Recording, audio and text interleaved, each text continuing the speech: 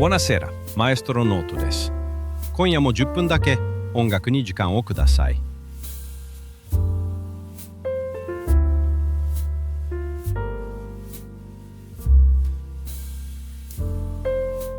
イタリア北部トスカーナ。ルッカの町から車で南に20分ほど走ると、マッサチュッコリ湖という静かな湖に出ます。夏の夜になると、この湖のほとりに野外劇場が現れます。水面に揺れる舞台の光、対岸まで届くソプラノの声。毎年開かれるプッチーニフェスティバルでは、100年前にこの湖畔で生まれた旋律が今も歌い継がれています。ラボエームもトスカも蝶々夫人もジャコモ・プッチーニ。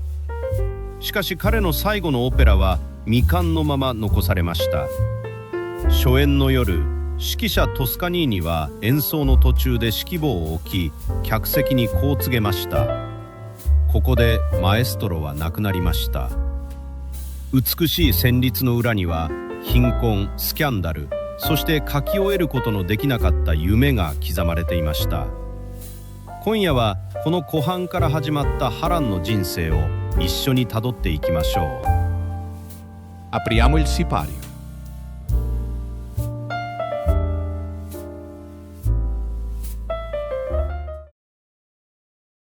ルッカの少年、5代目の主に。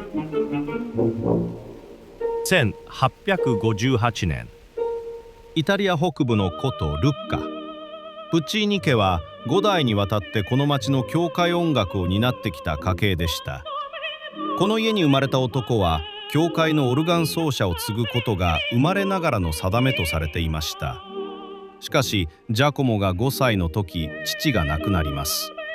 母アルビーナは女手一つで9人の子供を育てながら、町の有力者に嘆願して息子のための奨学金を勝ち取りました。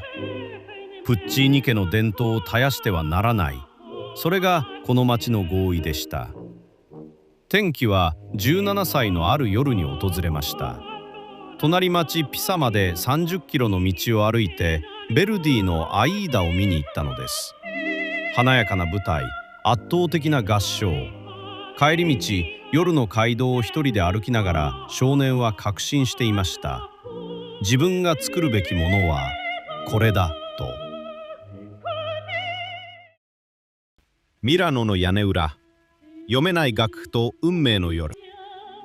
1880年、プッチーニはミラノの王立音楽院に入学しました。師はアミルカーレ・ポンキエッリ。ラ・ジョコンダで知られるこの作曲家が青年の中にオペラの才能をいち早く嗅ぎ取りました。しかし仕送りはわずかでした。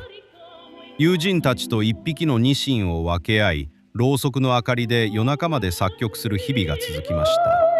彼は後にこう語っています。あの頃僕たちは貧しかった。でも若かった。この屋根裏部屋の記憶がやがて傑作ラ・ボエームの原点になります。卒業後、ポンキエッリの勧めでソンゾーニョ社の一幕オペラコンクールに応募しました。作品はル・ビッディ。しかし締め切りに追われて書き上げた楽譜はあまりに乱雑で、審査員には読むことすらできなかったと言われています。落選、名前すら上がりませんでした。ところがシ・ポンキエッリと台本作家フォンターナが奔走し、ミラノの文化人を集めた私的な支援会を実現させました。その場にいたのはベルディの台本作家として名高いアッリーゴ・ボーイと、そして出版社リコルディのジュリオ・リコルディでした。翌1884年、ル・ビッディは劇場で正式に上演され、批評家はこう書きました。この青年こそイタリアが長い間待ち望んでいた作曲家かもしれない。読めない楽譜から始まった夜がプッチーニの人生を変えました。頂点へ、失敗とその先の大成功。リコルディはプッチーニにかけました。自作エドガールは振るいませんでした。しかしリコルディは手を離しませんでした。その信頼に応えるように1893年3作目マノン・レスコーが大ヒットを記録しました。そしてここから歴史に残る3連作が生まれました。1896年ラボエーム、1900年トスカ、1904年蝶々夫人。しかし蝶々夫人の初演はスカラ座で大ブーイングを浴びました。やじ、嘲笑、舞台の上からは怒号しか聞こえなかったと言われています。プッチーニは即座に上演を打ち切りました。旋律のためなら何度でも書き直す。聴衆が涙を流すまで終わりはない。3ヶ月後、改訂版がブレシアで上演されました。結果は大絶賛でした。蝶々夫人はその後世界で最も愛されるオペラの一つになっていきました。この頃彼はトッデ・デル・ラーゴに腰を落ち着けました。湖の静けさの中で旋律を紡ぎ続けました。愛と罪、湖畔の家の暗い影。プッチーニの私生活にも目を向けなければなりません。エルヴィーラ・ジェミニャーニ。彼女はプッチーニのピアノの生徒であり、同時に彼の友人の妻でした。二人は駆け落ちし、エルヴィーラは夫と幼い息子を残してプッチーニのもとに走りました。やがて息子アントニオが生まれ、1904年にようやく正式に結婚しました。しかし湖畔の生活は穏やかではありませんでした。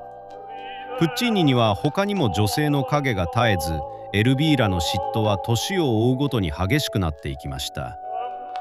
1909年、事件が起きました。エルヴィーラは若い女中ドリア・マンフレディがプッチーニと関係を持っていると信じ込み、街中で激しく中傷し続けました。追い詰められたドリアは毒を飲んで命を絶ちました。解剖の結果、彼女は無実でした。遺族はエルヴィーラを告訴し、有罪判決が下されました。プッチーニは巨額の示談金で事態を収めました。彼は友人への手紙にこう書いています。エルヴィーラはもうトッデには戻れない。もし戻れば町の人間が許さないだろう。その後もプッチーニは作曲を続けました。しかしかつてのように年に一作のペースで傑作を生む勢いはもう戻りませんでした。最後の賭け。書き終えることのできなかった夢。1920年代。60歳を超えたプッチーニは全てを一作に注ぎ込みました。トゥーランドット、中国を舞台にした冷酷な王女と彼女を愛することを諦めない王子の物語です。しかし革新の場面がなかなか書けませんでした。最後の20章の台本改訂を3度も求め、通常の手順を破って先にオーケストレーションを仕上げ、最後の場面だけを残しました。その間にも喉の痛みは悪化し続けていました。1924年秋、ついにがんと診断されました。ブリュッセルの病院へ向かう前、プッチーニはトスカニーニを訪ねました。自分がもし戻れなかった場合、このオペラを完成させ世に届けてほしい。その思いを込めてこう懇願したと言われています。僕のトゥーランドットを死なせないでくれ。スコアを持って病院に入りました。36枚のスケッチ、最後の20章の断片だけが残されていました。しかし手術の心臓が耐えきれませんでした。1924年11月29日、プッチーニは帰らぬ人となりました。伝記作家フラッカローリはこう記しています。家族に別れの合図を送った後、プッチーニは無意識のうちに手を動かしました。まるで見えない鍵盤の上で旋律をなぞるように。指揮棒が止まった夜。1926年4月25日、ミラノ・スカラ座トゥーランドットの世界初演です。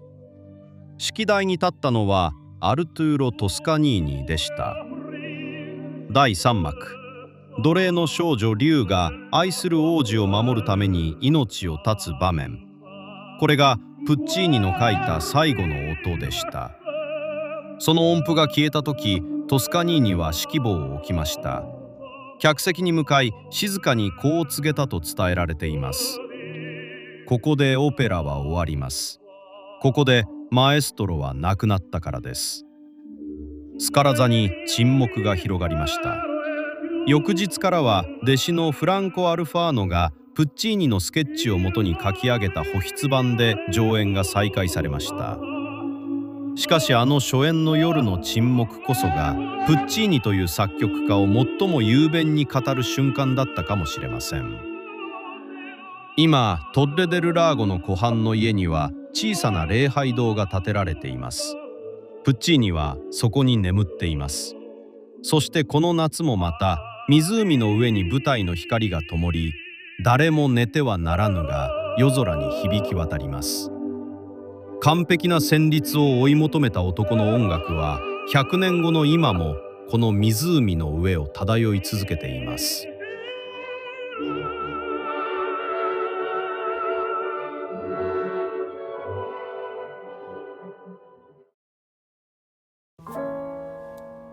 プッチーニの旋律に難しい知識はいりません。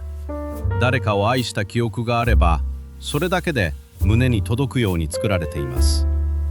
ちなみにあの夜指揮棒を置いたトスカニーニは初演以降二度とトゥーランドットを振ることはありませんでした。そして2026年の今年、トゥーランドット初演からちょうど100年です。この夏、この湖畔の野外劇場では100周年を記念する特別公演が幕を開けました。次に誰も寝てはならぬが聞こえてきた時、この湖畔の小さな家で見えない鍵盤の上に最後の旋律をなぞった男の手を思い出してみてください。